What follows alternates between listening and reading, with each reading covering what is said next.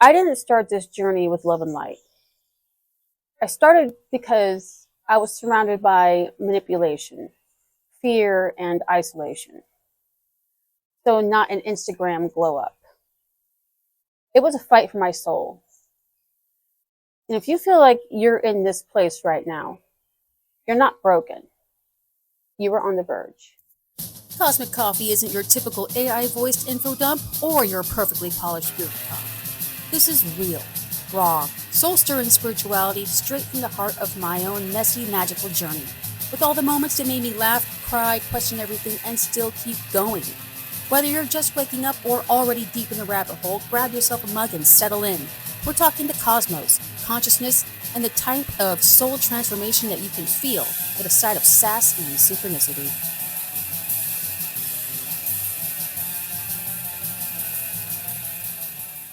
I wanted to set the stage as to why I started this channel or what makes me at all qualified to give any sort of advice on navigating the awakening path.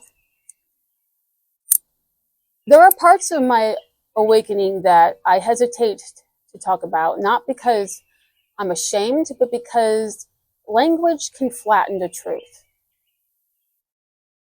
I was thousands of miles away from home, isolated with my kids, damn near destitute, and living in a state of constant high anxiety. Now, if you want to know what that would feel like, you ever been in a room, office with one of those fluorescent tubes that are not connected all the way in, and you hear that constant buzz that is annoying at first, and then you're in that room long enough, you don't notice it until you leave the room, and then you realize it was there the whole time. And what a relief it is for it to finally be gone. And this wasn't a result of just some heartbreak. This wasn't confusion or naivety or falling for the wrong person. I'm going to call him Jerkface.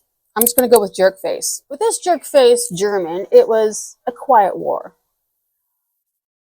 involving the help of a Russian spy, and I was being surveillanced and monitored by a former French Foreign Legion sniper. And I know this sounds like the bad plot of some Van Damme or Seagal movie. I guess I don't watch that, but yeah, that was the environment of my life. Jerkface didn't raise his voice. He raised strategies, cold ones, techniques sharpened behind iron curtains in silent regimes. And they may sound like I'm describing it overly dramatic, but on the day that I was packing to leave Germany, I was in the cellar, the basement of the apartment complex, and I was reaching for something on a shelf, and then I found his manual. It was a book called the Homo Sovieticus, and I didn't know what it was at first. I just saw a book fall off the shelf, and in the margins, there were notes about me and my kids, like we were subjects to an experiment. So my awakening didn't come under the moonlit mountaintop. It came in a dimly lit hallway, holding that book and realizing I had been under siege. So I'm sure that sun peeking in is kind of annoying. I keep trying to adjust. The wind is fighting it. But anyways, I didn't wake up all at once. Some came in waves, some creeping, some crashing. But the real crack in the illusion came some years earlier, and it didn't come from that jerk face. It came from my dad. 2 years before I left Germany, my dad fell and he slipped into a coma. And for 3 weeks, the world stood still, like the universe was holding its breath. And when he came back, something in me came back too, like a thread of remembrance of who I was before I got lost in someone else's narrative. Dad didn't have to say anything profound. It was just his being reminded me of who I was. But even with that spark, the fog didn't lift right away. That jerk face had gotten so deep inside my head, he tried to convince me my life before him never existed. I went to the university for 7 years. 7. I was doing a double focus on jazz commercial and music tech. And anytime I muttered a memory of being in college, he would tell me I was lying. I remembered my life wrong. I never went. And he did this over and over and over again to where I almost was convinced of it. I almost believed it.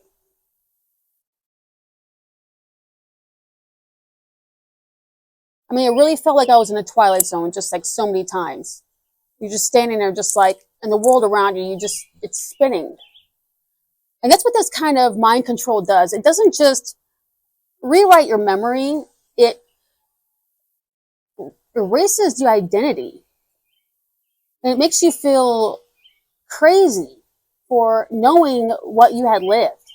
And that's why I speak now. Not because I have it figured all out. I don't. Hoping we can figure things out together here on this channel.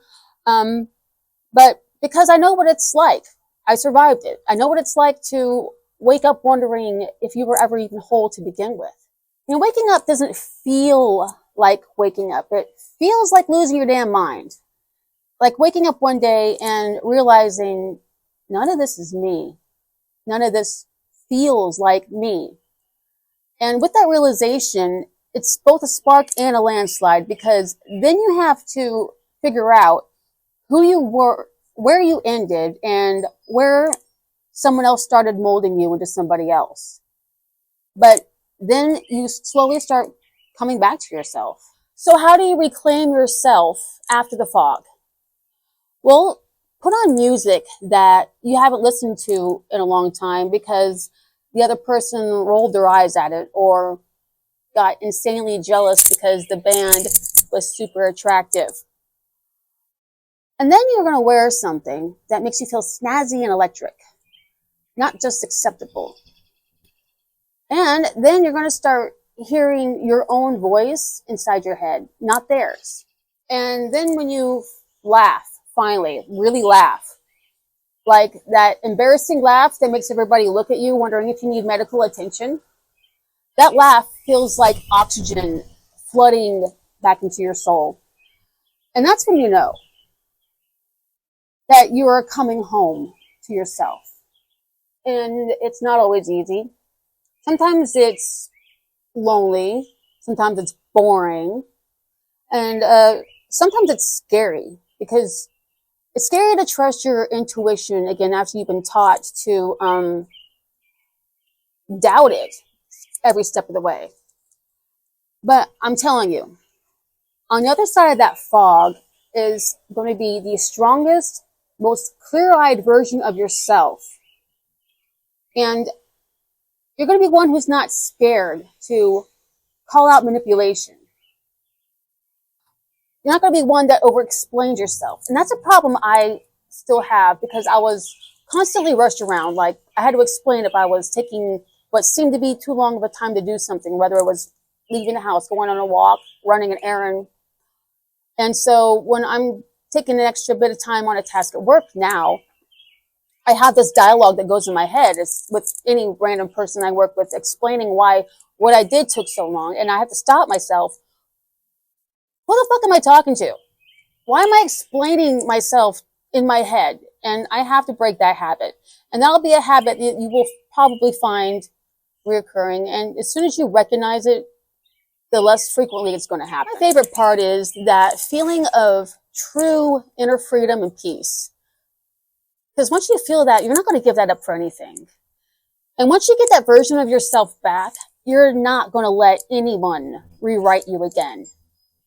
And that's the real glow up. Not aesthetics, not sparkles, but remembrance. You're not broken. You're remembering. If you right now are feeling broken, doubting your own mind, I see you. I was you. And you're not crazy. You are waking up. Thank you for tuning into my vent today. Next time, the episode's going to be focusing on barnacles. But what I mean by that are those pesky weights on your psyche that are telling you you shouldn't do this, or telling you you're not good enough to do something, or telling you to wait until a perfect moment. All those little things, that iron hand in front of your chest whenever you want to take a step forward on something. I call those barnacles, because what barnacles do is they're very dangerous to an animal that it's suctioned onto, and it also weighs down a ship, keeps it from, really rising. So I'm going to be covering how to purge all those pesky barnacles next time. So until then, be aware and stay weird.